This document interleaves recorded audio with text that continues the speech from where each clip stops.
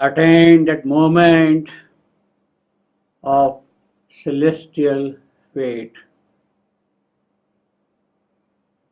Celestial fate.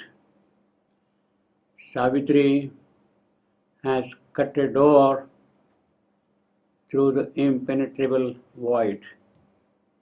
She has vanquished death. She is now in the transcendent. She is in the celestial world. She has attained that moment of celestial fate. It is there Savitri meets transformed death. Savitri meets transformed death. But still, death is a tempter to Savitri, persuading Savitri to abandon the earth, the imperfect earth, and live in the perfection of the celestial world, attain the moment of celestial perfection.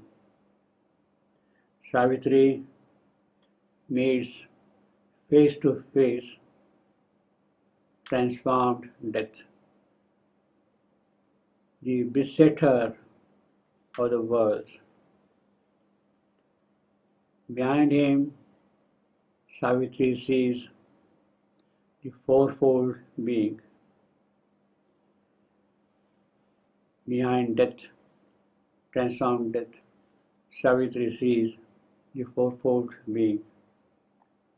Virata, Hiranyagarbha, Prajnanaghana, and Anandamaya.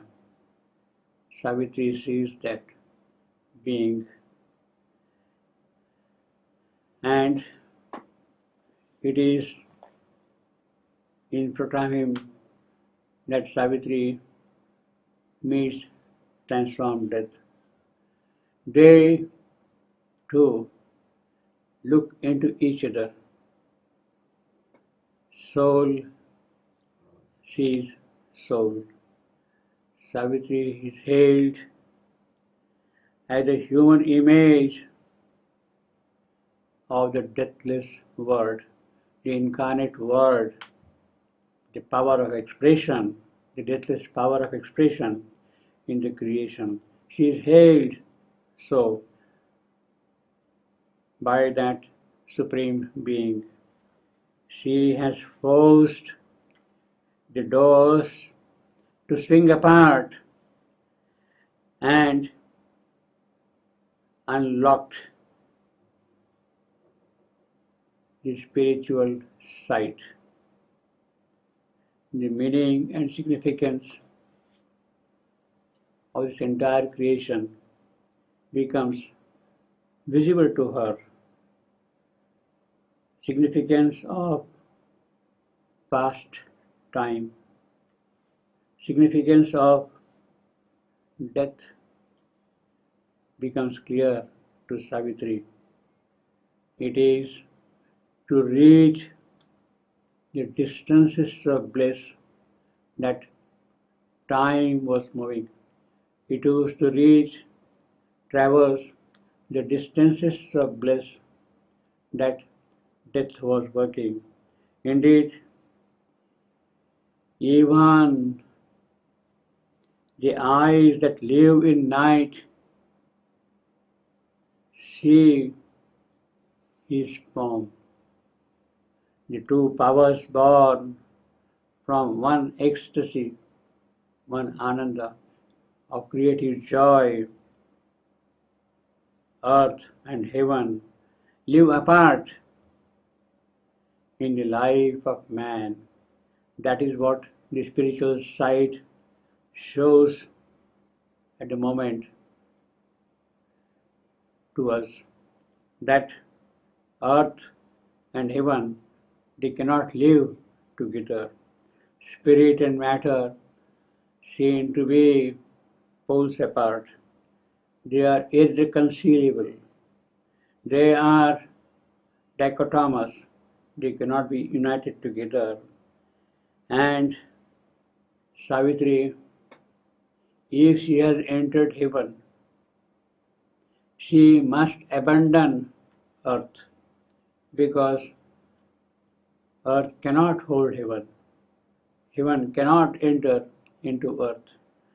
Savitri, if she wants to stay in heaven, she must abandon heaven. She has cut the door to the void and come to heaven, and she can stay there, but then she will have to give up her connection, her association, her special liking for the earth. She must abandon one for the sake of the other. She must cancel her contact with the laboring force of the earth, the laboring force which is through the process of evolution taking man forward. That contract Savitri must cancel. She must cut off her sympathy for the mortal man. If she wants to live in heaven, she must dissociate herself from the mortal.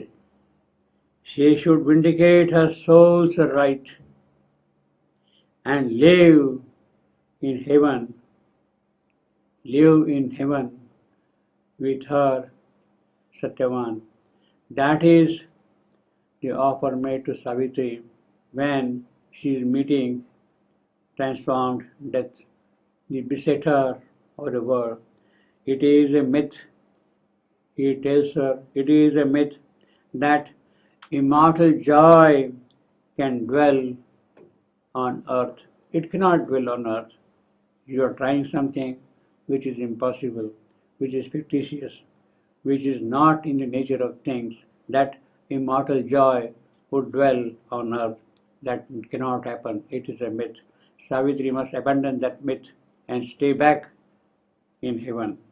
That she is now in this great world, in that great realm of the transcendental dimensions of felicity, she must attain that moment of celestial fate and stay here forever. Of course, Savitri is not going to accept this offer.